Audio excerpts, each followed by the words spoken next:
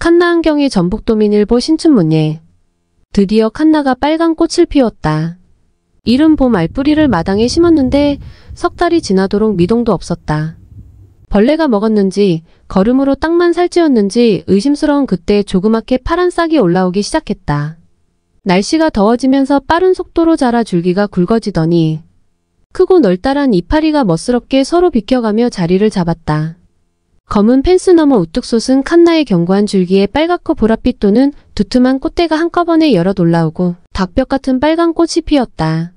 한여름 무더위에도 꿋꿋이 꽃을 피우는 칸나만큼 열정적인 꽃이 또 있을까.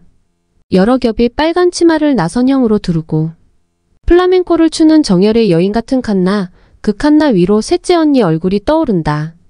언니는 손도 안 보고 데려간다는 우리 딸부잣집 셋째 딸이다. 동네 아주머니가 셋째 언니의 혼처를 가지고 왔을 때 엄마는 펄쩍 뛰며 대번 퇴짜를 놓았고 당사자인 언니에게는 입도 뻥긋하지 않았다. 나이가 많고 홀시어머니의 외아들이라는 이유였다. 뒤늦게 사실을 안 언니는 그 길로 아주머니 집으로 뛰어가 맞선을 보겠다고 말했다. 집을 떠나고 싶었던 언니는 형부의 직장이 탄탄하니 시집을 가겠노라 선언하였다. 뽀얀 피부에 이목구비가 뚜렷한 언니는 성격 또한 당차고 분명했다.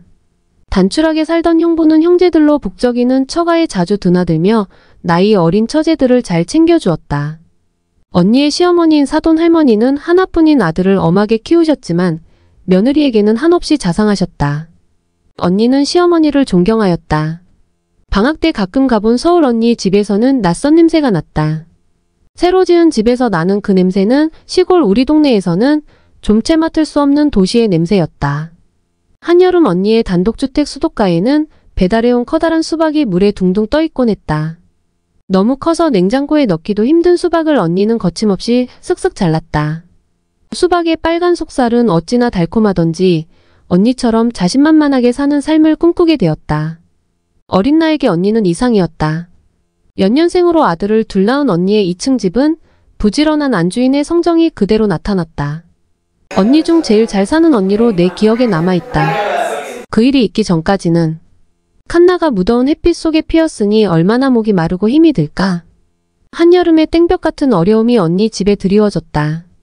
IMF가 터지면서 형부는 다니던 회사에서 나오고 언니에게 돈을 빌려간 사람들이 부도를 맞으면서 가세가 급작스레 기울어졌다.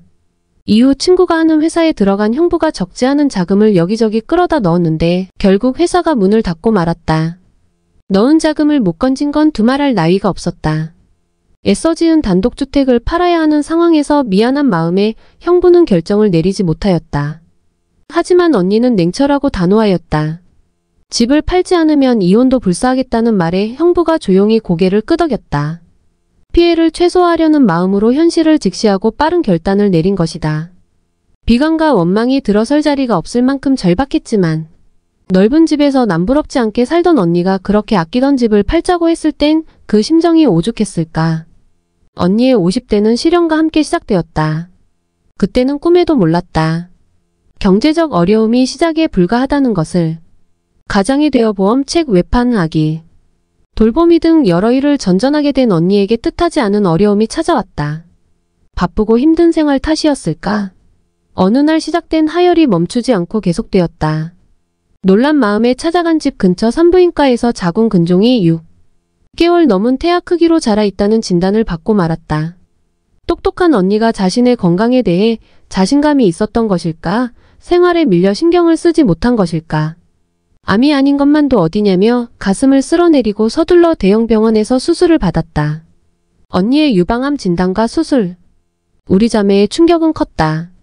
서둘러 간 입원실에서 수술을 마친 언니가 여전히 씩씩한 표정으로 우리를 맞았다. 가슴에 멍울이 만져져 곧바로 병원에 왔노라며 웃었다. 지난번 수술 이후 몸 상태에 관심을 가져 그나마 빨리 발견한 모양이다. 가발과 모자가 언니의 애용품이 되건 그때부터였다.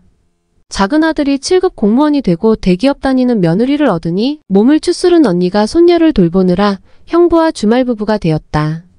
암수술 환자인데 괜찮겠냐며 걱정하였지만 정작 본인은 결연하였다.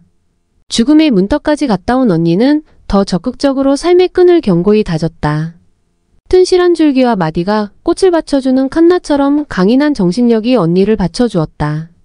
둘째를 낳은 며느리 휴직이 끝나갈 즈음 언니는 식구들과 여행을 갔다 오다 심한 구토를 하였고 이상히 여겨간 병원의 검진에서 위암을 발견하고 말았다. 한 번도 아니고 두 번씩이나 암이라니. 유방암 치료 후 완치 판정도 받았는데 병원 바닥에 주저앉았던 언니는 예의식식함으로 벌떡 일어섰다. 조바심 내지 않고 힘든 마음을 잘 다독인 언니는 수술을 마친 후에도 평온하였다. 웃음을 머금은 얼굴에서 고뇌의 흔적을 찾을 수 없었다. 위암은 암세포 퍼진 부위가 중요해. 하필 가운데 부분에 암세포가 퍼져 위 대부분을 절제할 수밖에 없었노라며 다른 사람 이야기하듯 담담히 말하였다. 튼실한 기업에 들어간 큰아들도 결혼하고 이제 한숨 돌릴 만한데 힘들었던 몸과 마음이 고통을 밖으로 토해낸 것일까. 칸나의 견고한 파란 줄기가 마디를 지나며 붉은 보라색으로 변해갔다. 언니의 안온했던 시기는 칸나의 파란 줄기처럼 평화로웠지만 경제적 어려움으로 굵은 마디가 생기더니 고군분투하며 암수술로 점차 붉은 보랏빛 피멍이 들어갔다. 언니는 먼저 알았던 유방암은 지금의 위암에 비하면 사소한 암에 불과하다는 말로 그 심적 고통을 표현하였다. 위 절제 후 항암 치료를 여러 차례 하였다. 항암을 마치고 가다 속이 메스꺼워 정신없이 내려 모두 토하고 길가에 주저앉았던 혓바늘이 돋고 현기증이 일어 하늘이 노래질 때면 그 자리에서 그만 연기처럼 사라져버리고 싶었던 그 힘든 날들을 어찌 말로 다 표현할 수 있단 말인가. 칸나의 또 다른 꽃대에서 여러 개의 꽃도 피어올랐다. 커다란 빨간 새 여러 마리가 비상하기 위해 몸짓하는 모양새다. 꽃이 더욱 짙어진 칸나는 찌는 듯한 햇볕과 비바람을 견디고 병충해도 잘 이겨낸다. 이제 언니 몸은 칸나 같은 언니의 정신세계를 잘 따라와주고 있다. 지금도 일주일에 2, 3일 둘째 아들 살림을 살펴주고 있다. 몸을 먼저 챙기라는 우리에게 손주들이 눈에 밟힌다며 자신이 해줄 수 있어 행복하다고 말한다. 지난 10여 년 동안 언니는 경제적 어려움과 3번의 큰 수술을 잘 견뎌냈다. 그 힘든 항암 치료 중에도 두 아들의 취업과 결혼 그리고 손자 육아까지 해내었다. 추위에 약한 칸나는 설이 내리기 전 알뿌리를 케어 보관하면 이듬해에 다시 아름다운 꽃을 볼 수 있다. 언니는 꾸준한 건강관리와 섬생으로 추위를 타는 겨울도 병치레 없이 잘 보낸다. 손주들이 커서 자유시간이 많아진 언니는 국내 이곳저곳 여행을 다닌다. 살아보니 인생 별것 없더라. 내가 앞으로 이렇게 마음대로 여행 다닐 시간이 얼마나 되겠니? 지난 날을 생각하며 눈물 짓거나 우울한 감상에 젖는 일 따위는 언니 사전에 없다. 무더운 여름에 애써 꽃을 피우는 칸나처럼 굴곡진 세월을 한 올 한 올 잘 풀어나간 언니의 삶이 깊은 울림과 진한 감동을 준다.